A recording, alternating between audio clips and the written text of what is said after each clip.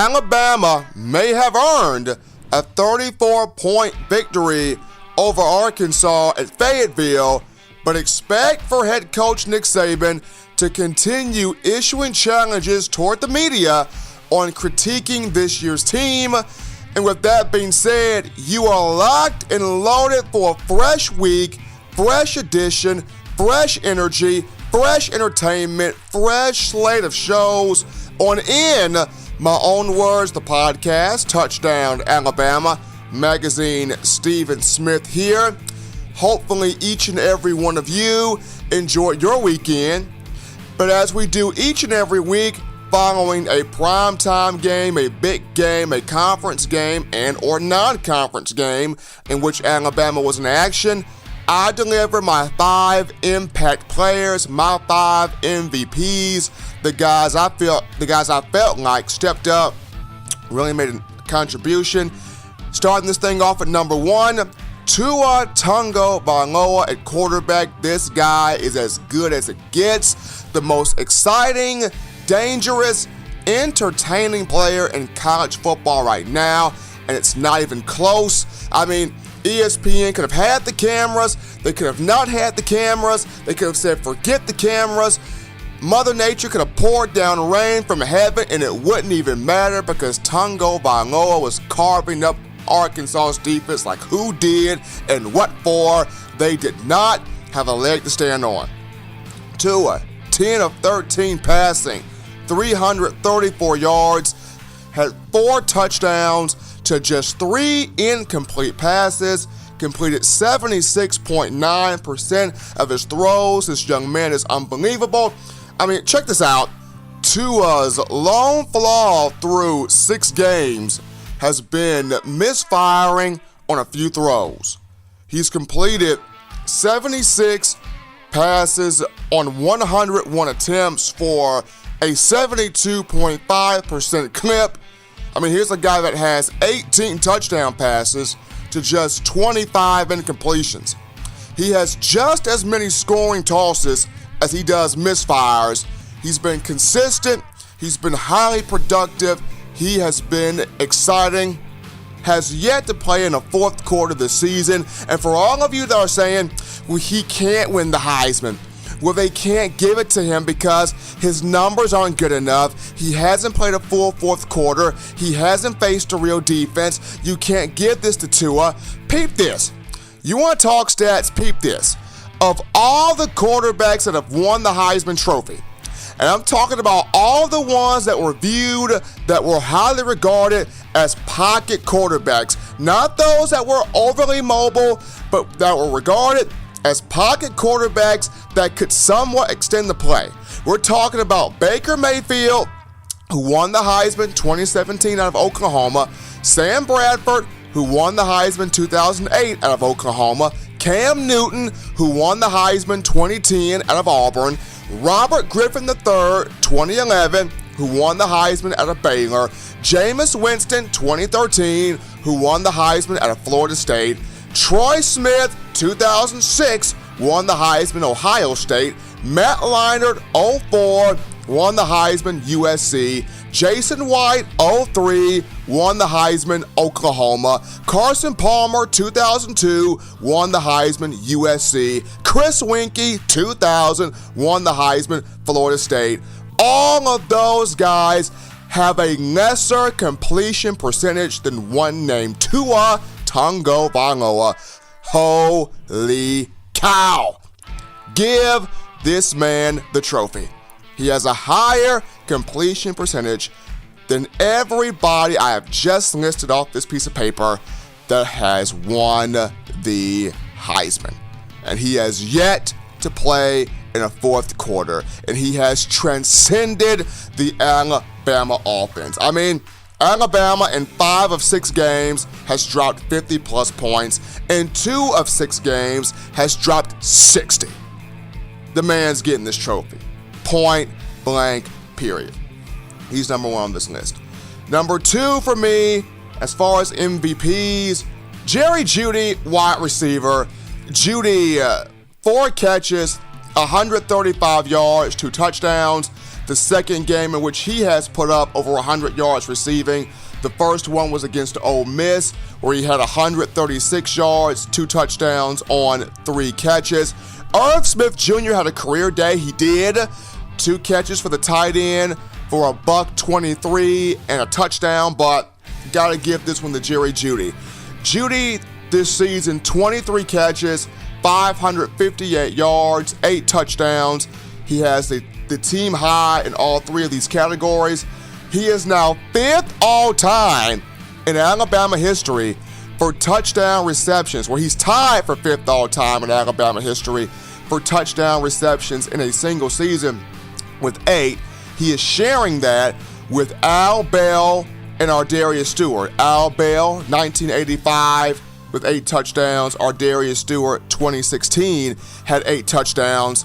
The guy that Jeudy's is trying to catch, is Amari Cooper, who had 11 touchdowns in 2012, his freshman year, and then outdid himself or outperformed himself in 2014, his junior year, when he put up 16 touchdown receptions. Jerry Jeudy has 8. Now, he's got a chance to catch Coop. Next week, Alabama takes on Missouri at home for homecoming. Great offense for Missouri, not the best defense.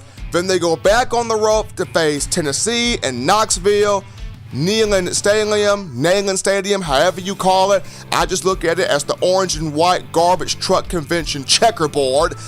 They're going through growing pains with Jeremy Pruitt. Not a stout defense up there. Jeudy should have success in that game. When you look at LSU, that should be interesting. Mississippi State, who is not having the season I thought it would have. They have a defense that pretty good defensive front, secondary kind of at times, and then you have Auburn, who is just imploding as we speak. So Judy's going to catch Amari Cooper, no question about it. Probably may pass him, but will definitely catch him. He's my number 2 MVP from this game. Just ran completely through the Arkansas secondary, and with his work ethic, with the coaching of Josh Gaddis, who has just been tremendous, teaching these players how to run the routes, push the defensive back on your route, take your speed, your toughness into consideration, use that talent, but more importantly, have that heart and hustle, as we saw from Henry Ruggs III over the weekend. Irv Smith Jr. probably getting a little bit too greedy in trying to score that second touchdown. The ball comes out, Henry Ruggs, Johnny on the spot, picking the football up, rolling into the end zone, touchdown Bama. So Judy's work ethic, Josh Gaddis' coaching, and the fact that you're catching the ball from Tua, Jeudy will catch Amari Cooper. He's number 2. The third big standout from this game, it's about time the coaching staff used Damien Harris more within this offense. He's number 3, the senior running back, his first 100-yard outing of the year, 15 carries, 111 yards, 2 touchdowns, averaged 7.4 yards a rush, had 5 runs of 10-plus yards. And during moments in the game in which Arkansas was gaining momentum offensively, Alabama went to Damien Harris. He was able to slow the game down, pound Arkansas's defensive front. He had runs of 19 yards, 18 yards, 11 yards, 10 yards, slashing and gashing that Arkansas front, running with toughness, physicality, grit, passion, excitement.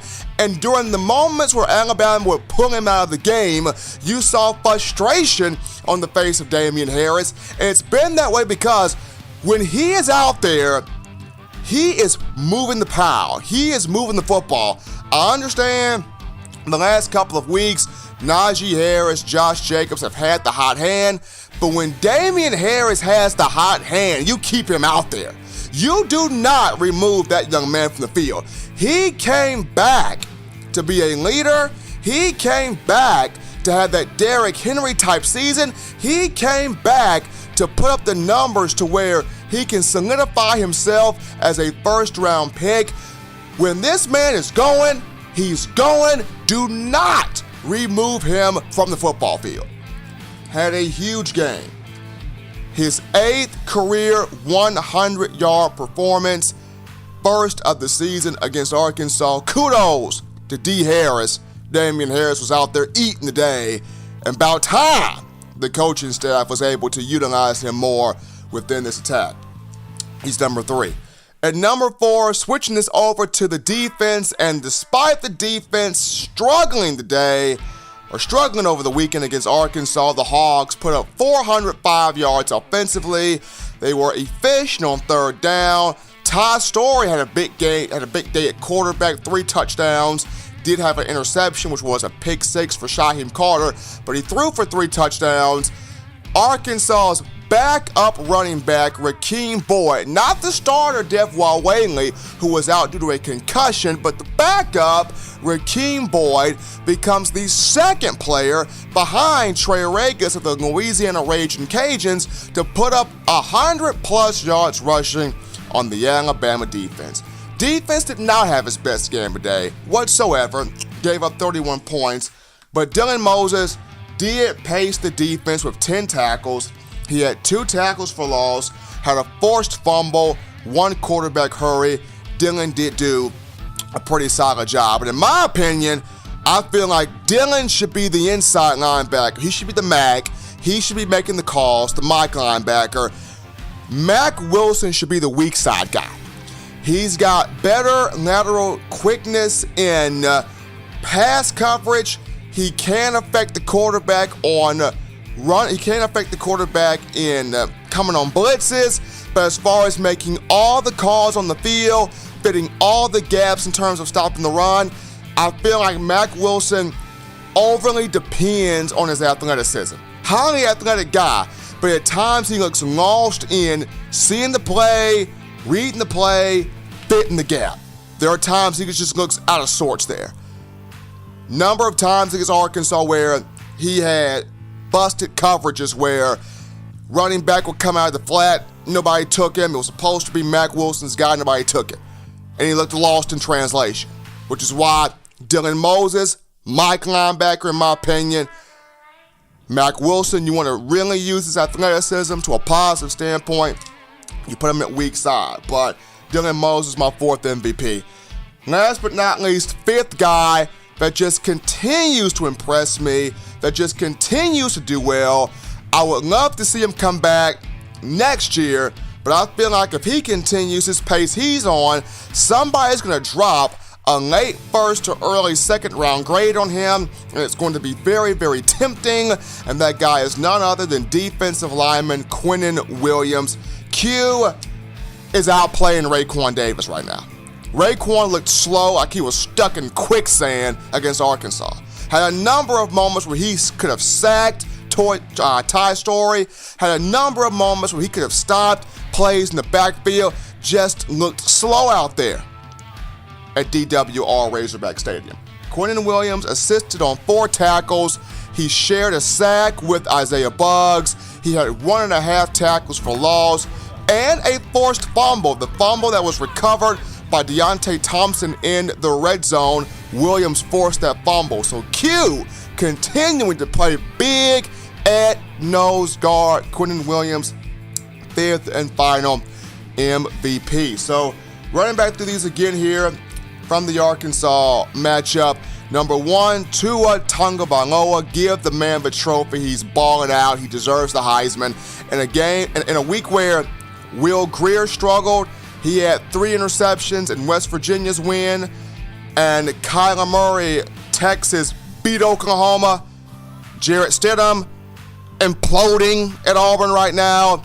Tua, give the man the Heisman Trophy right now. Number 1 for me. Number 2, Jerry Jeudy, wide receiver.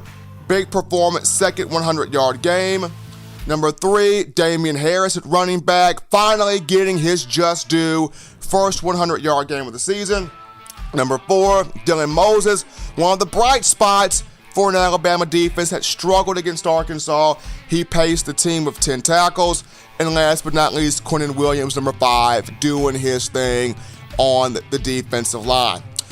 Before we take our first break here on In My Own Words, got to remind you, if you want the best in Crimson Tide football, best analysis, game recaps, practice recaps, press interviews, player interviews, audio, video, articles, you name it. You want the number one stop shop for all things Tide at the palm of your hands. You got to check out the Touchdown Alabama magazine app. Get that today. You can get it on your Android phone via the Google Play Store. You can get it on your iPhone, iPad, iPod via the iPhone App Store. Touchdown Alabama magazine app. Pick it up. You'll be very glad you did. You will have all the Tide in the palm of your hands. Going to our first break here on In My Own Words. When we get back, is it youth or is it complacency that's caused Alabama's defense to struggle?